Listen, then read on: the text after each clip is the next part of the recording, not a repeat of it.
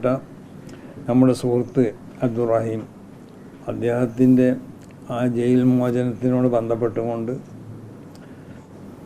ഒരു മനുഷ്യപരമായ ഒരു സഹായവും മനുഷ്യപരമായ ഒരു സ്നേഹവും ഒക്കെയാണ് ഇവിടെ പ്രകടമായിട്ടുള്ളത്.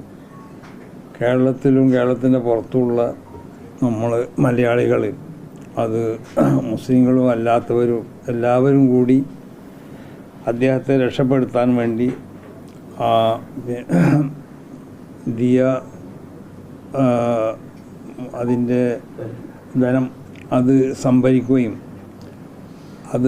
അതിനെ വേണ്ട രൂപത്തിൽ കൈകാര്യം ചെയ്യുകയും ആ നിലക്ക് അതിൻ്റെ നിയമ കാര്യങ്ങളൊക്കെ അവസാനിപ്പിച്ചു. അദ്ദേഹം ഇവിടെ എത്തിയിരിക്കുകയാണ്. അദ്ദേഹത്തിൻ്റെ ഉമ്മൻ്റെ കണ്ണീരൊക്കെ നമ്മൾ കണ്ടതാണ്. നമുക്കൊക്കെ ആ ഒരു ഉമ്മ നമ്മളോട് അന്ന് പറയുമ്പോൾ നമുക്കും അത് വല്ലാത്ത